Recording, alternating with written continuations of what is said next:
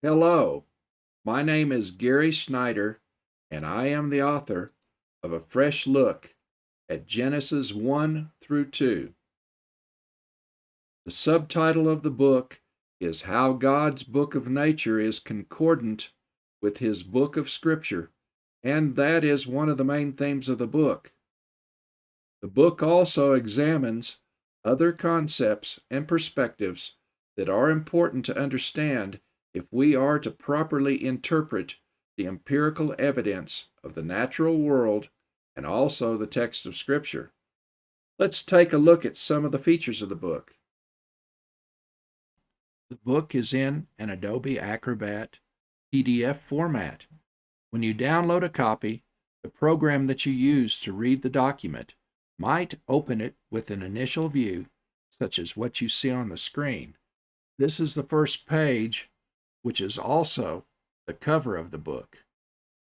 You should be able to click on the bookmarks icon on the left-hand panel to open another panel which has bookmarks so that you can easily navigate to the various parts and chapters of the book. As you can see, the book consists of 6 parts.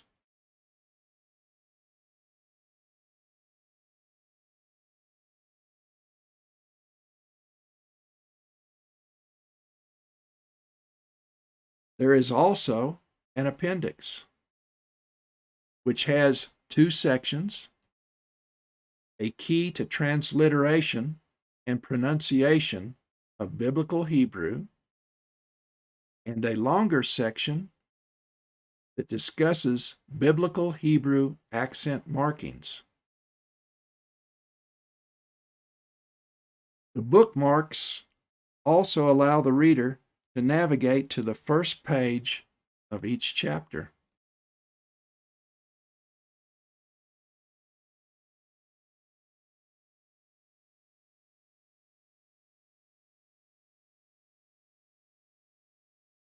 By having this bookmarks panel, the reader has a useful navigational aid to be able to navigate throughout this text, which after all is 1,100 pages in length.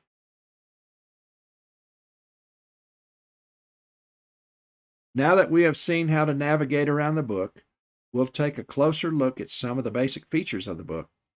As well as the cover, there is a title page, a copyright page, a table of contents, and a preface. Part 1, the scientific method, is obviously all about scientific methods. Chapter 1 describes some fundamental principles, including the concepts of rationality, truth, objectivity, and realism, as well as the logic of deduction and induction. Chapter 2 is a brief history of scientific methods from the time of ancient Greece down to the present day. Chapter 3 is about the practical scientific methods that are used in the historical sciences, especially the geosciences such as geology. In this chapter, Charles Sanders Peirce's 3 stages of scientific inquiry, which integrates the logical reasoning of abduction, deduction, and induction into one holistic process, is explained. Part 1 is designed to provide the reader with an understanding of the methodology that geologists use whenever they analyze the evidence in the geologic rock record. And that brings us to Part 2, God's Book of Nature. Chapter 4 looks at the universe as a whole. Chapter 5 provides the reader with some basic geological principles of the practical science of geology.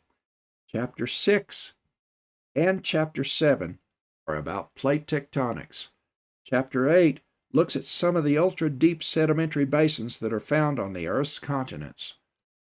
Part 2 concludes with Chapter 9, which is about radiometric dating with discussions on the principles, some of the most important techniques, and then, by using real data from published papers, these radiometric dating techniques are demonstrated. The chapter concludes with a section showing how radiometric dating principles and methods have been validated by various lines of convincing evidence. Similar to how Part 1 provided background material on scientific method, Part 3, Rightly Dividing the Word of Truth, is about biblical hermeneutics. Chapter 10 is about the basics of biblical interpretation. Chapter 11 illustrates the practicality of using Charles Sanders Peirce's 3 stages of scientific inquiry to derive the doctrines of biblical inspiration and inerrancy from the biblical text itself. Interestingly, very similar methods are used for analyzing empirical data in the historical sciences such as geology as those that are used for interpreting biblical texts. Chapter 12 introduces the reader to speech act theory, also looks at the Bible as a great literary work of art.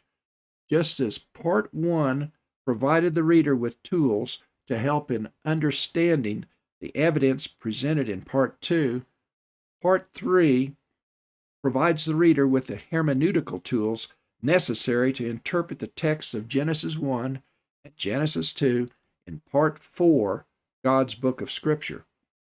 Part 4 starts off with Chapter 13, a Hebrew text, and this chapter begins with a concise history of the Israelite people and the Hebrew language before introducing some basics of biblical Hebrew, especially biblical Hebrew verb forms. Chapter 14 looks closely at the exalted literary structure and genre of Genesis 1 and Genesis 2. The exegetical work of Part 4 begins in Chapter 15 and continues Chapter 16 and also in Chapter 17. Part 4 concludes with Chapter 18, Theological Message, which is one of the most important chapters of the book. Part 5, Does the Earth Move?, starts with Chapter 19, which recounts the history of the geocentric, heliocentric controversy that took place around 400 years ago. This part concludes with Chapter 20, which has some extensive quotes from some of the well-known theologians who were alive when the controversy took place, as well as some of the important naturalists who were advocates of the heliocentric theory. This book concludes with Part 6, The Good News, and its single chapter is all about the grace of God, but this chapter also brings all of the parts of the book together. After all, God is the author of both nature and of Scripture, but He is also the God of love. Let's look at some of the detailed features of the book. First of all, the book doesn't have an index. In my Adobe Acrobat version, I can go to Edit and then click on Advanced Search, and a search window comes up. If I type in a word or phrase, such as scientific revolution, and then click on the search button, the program searches the document and indicates every instance that this phrase is in the book. By scrolling down with one of the arrow keys on my computer, I am directed to each page where the phrase is highlighted. This is much easier and much more thorough than using an index in a printed book.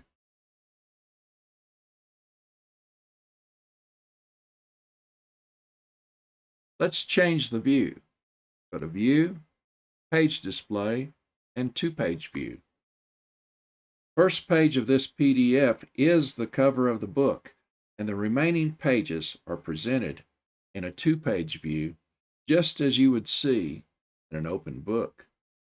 The inside margins are slightly larger than the outside margins, and the page numbers are right at the outside margins of each page. First edition of A Fresh Look at Genesis 1 through 2 was in a hardbound format. This PDF edition follows that format. As you can see, It is easy to scroll down the document with each two-page view looking the same as an open book. There are over 2,000 footnotes in the book. Many of the footnotes have detailed descriptions or explanations for some of the themes, concepts, or principles that are presented in the main text, and other footnotes, such as these three at the bottom of this page, cross-reference previous sections. That is why this book can also be used as a reference work. The book has a considerable number of instructive figures. Let's look at some of these figures by scrolling through some of the chapters. Chapter 6, Principles of Plate Tectonics. The figures in this chapter and other chapters are used to help the reader to understand concepts and principles that are presented in the main text of the book. These are useful visual aids. Here is Chapter 8, Sedimentary Stratigraphy. This chapter also has a number of useful figures. Chapter 9, How Old is the Earth, has a large number of figures, and many of these figures are plots that were constructed from actual data that was presented in published technical papers.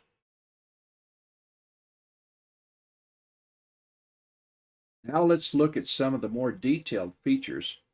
Part 4, God's Book of Scripture. This part starts with Chapter 13, the Hebrew text.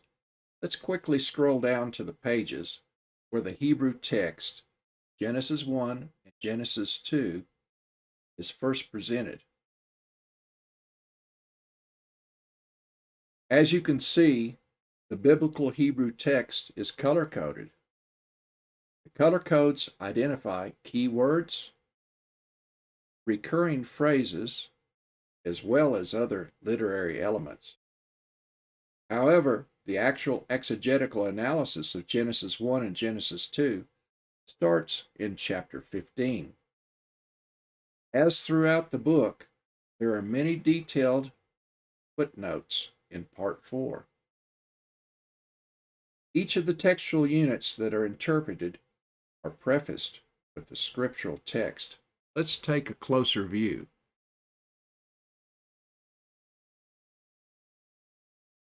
First, the Hebrew text is presented. Notice the color coding. Throughout Part 4, this color coding scheme is used to help the reader identify the elements of the Hebrew text. Underneath that is an English translation, and below that is an interlinear version with the Hebrew words at the top. And notice that they're read from right to left. Below that is a transliteration, which is a guide for the pronunciation of the Hebrew words. And below that are English glosses for each one of the Hebrew words. Let's look below here. And many of the footnotes in the exegetical sections of Part 4 include excerpts with the meanings for Hebrew words from the entries from Hebrew Aramaic lexicons. There are many detailed features in the book. The work that was put into the artwork matches the effort that was put into the text. Let's look at a few of the figures in Chapter 20 and Chapter 21. But first, we'll change the view by hiding the bookmarks panel, and then we'll navigate to the figures. In Chapter 20, in their own words, there are a number of portraits of well-known theologians and scientists. All of these portraits were painted using acrylics, and then the portraits were scanned in on a large scanner at a very high resolution. Here's a portrait of Galileo. Look at the details when I zoom in.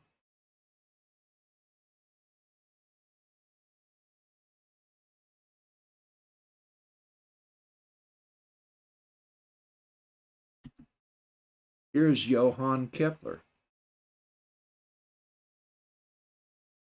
Very nice.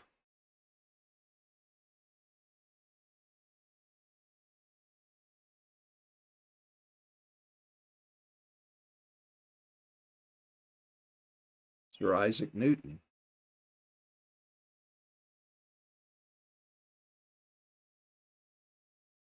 Very well done. Now let's look at some of the figures in chapter 21, the grace of God.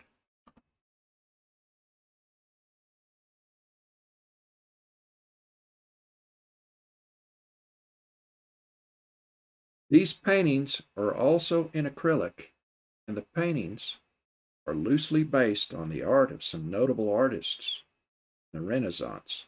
Here is a painting titled Changing the Water to Wine During the Wedding at Cana. A lot of activity.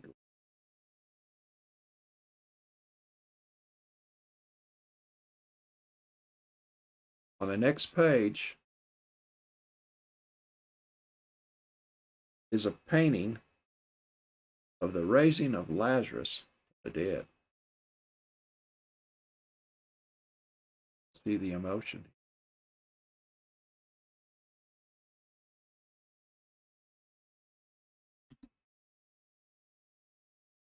And here is the Father and Son, a painting that was inspired by Rembrandt's The Return of the Prodigal Son.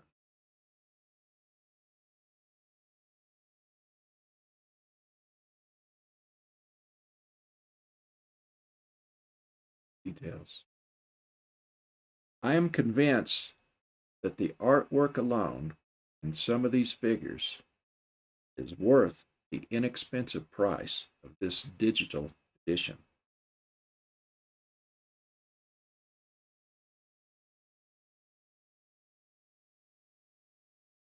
I hope that you enjoyed this tour of a fresh look at Genesis 1 through 2.